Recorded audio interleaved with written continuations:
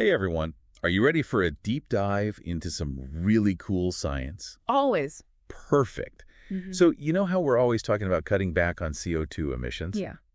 Well, you guys sent in some articles about some researchers over at Ohio State University. hmm And get this, they figured out a way to turn that pesky CO2 into methane.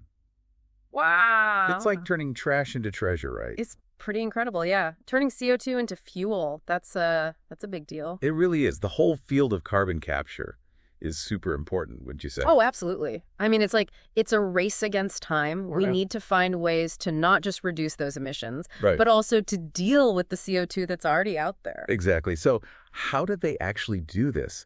The articles mentioned something called a nickel catalyst. Yeah, the nickel catalyst, that's definitely key here. Is that like the secret sauce that makes this whole thing work? You could say that. Yeah. They designed this nickel catalyst, and it takes captured CO2. Okay. Specifically in a form called carbonate, Carbamate. and it converts it directly into methane. So wait, carbamate, that sounds kind of like a sci-fi movie term. It does, doesn't it?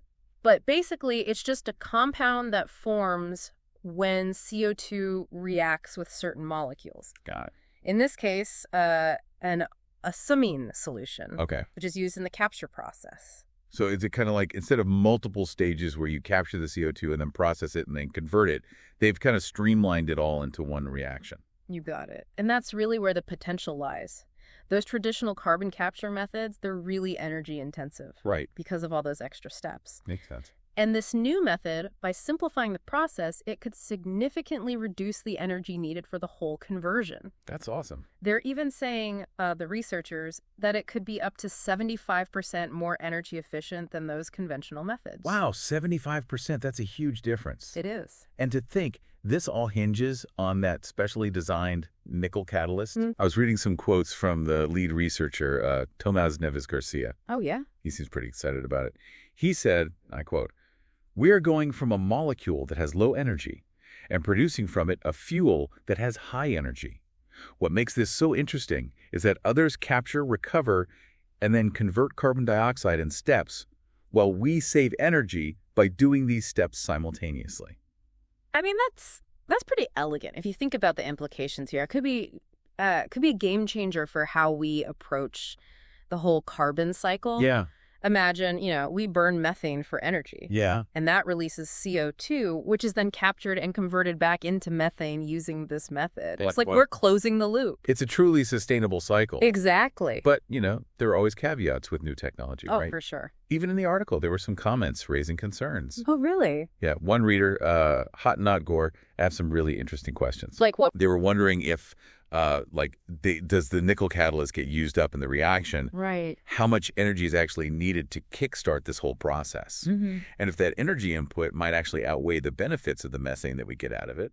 Those are all really valid questions. And, to be fair, the researchers did acknowledge that it is early stage research. Yeah. There's still a lot we don't know about the long-term viability of this whole thing. So while the single-step conversion is really impressive, we need to look at the bigger picture. Absolutely. What are some of those potential hurdles that might pop up when we try to take this from the lab out into the real world? Well, one of the biggest challenges with any new tech is scalability. Right. What works in a controlled lab setting doesn't always translate smoothly when you scale it up I see. to an industrial scale.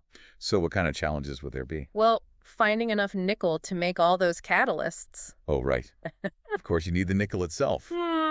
Yeah, nickel, it's not exactly rare, but if this takes off, the demand could really spike. Yeah. And that could lead to, supply chain problems or even environmental concerns related to mining and processing. And then, we have to think about integrating this new technology into, the existing infrastructure. Right. We have power plants, industrial facilities, all these places pumping out CO2, Yeah. trying to, retrofit them to capture and convert those emissions on a massive scale. Yeah. That's going to be a huge undertaking. Oh, absolutely. It's not just about building new facilities. It's Yeah. about rethinking the entire energy ecosystem. Yeah. We'd need pipelines to transport all that captured CO2, Yeah. storage solutions for the methane produced, and of course, all the energy infrastructure to power the entire conversion process. That brings us back to That question of energy input, right? Yeah. Even if this single-step method is way more efficient than the previous ones, it still needs energy to work.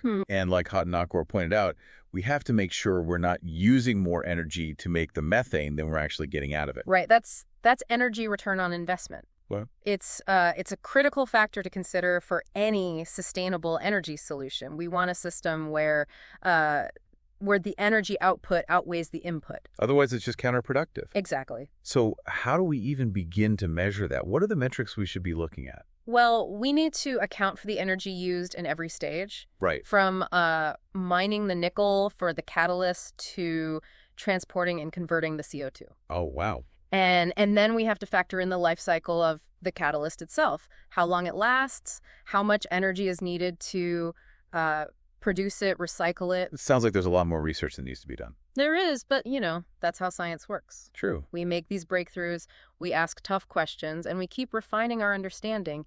Even if this method doesn't end up being the perfect solution, it's still pushing the boundaries. It's inspiring new research. Exactly. And that's really exciting. It is. It's not just about this one solution. Right. It's about all the momentum it creates in the field of carbon capture. Think of it like we're expanding our toolkit for dealing with climate change. Okay, yeah. The more options we have, the better. The article also mentioned that this tech could be used for more than just making fuel. Oh, yeah.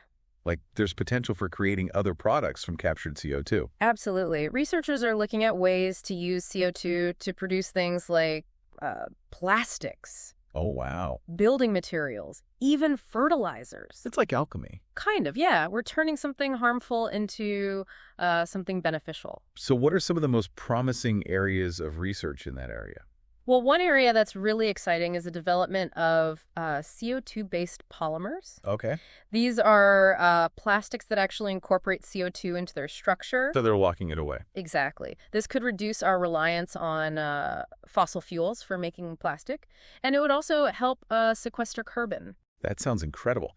Are there any companies actually doing this? There are a few. One example is Covestro. Okay. They're a German company. They've developed a process that uses CO2 to create a key ingredient for polyurethane foam. Which is used in, like, everything. Pretty much mattresses, car seats, you name it. So we're already starting to see real-world applications of this. Yeah. And I imagine, as the technology develops, the possibilities will just keep expanding. Exactly. That's what's so great about scientific innovation. It leads to all these unexpected breakthroughs. It opens up pathways we couldn't have imagined. This research on converting CO2 into methane it's a prime example of that. It really is. It's a fascinating field. Yeah. And it sounds like there's a lot more to this story than just turning CO2 into fuel. Definitely. It's about finding creative solutions, challenging assumptions, redefining our relationship with carbon itself. Well said. It really makes you think, like, what else is out there? What other surprises are waiting for us in this field? I was reading, Neves Garcia also said, everything always goes back to energy. And there's a lot of excitement and effort invested in the future of this field to save more of it. He's absolutely right. And that kind of brings us to a question for you, our listener. Oh. Knowing what you know now, right, about this new tech, how do you think it could be applied beyond just fuel? Could it be used to create other valuable things from that captured CO2? That is a really good question. What do you think? What possibilities come to mind? Well, I think we've learned a lot in this deep dive about the single-step conversion process, the carbon cycle, and creating a circular economy around carbon. For sure. And we've also we've talked about the challenges, right? Yeah. The need for more research and the importance of thinking about the environmental impact of, any new technology. It's complicated. It is. But it's also super exciting. Yo, absolutely. Who knows what we'll discover next? That's the spirit. Stay curious, keep exploring, and hey, maybe you'll be the one to unlock the next big thing in carbon capture. Thanks for joining us on this deep dive. See you next time.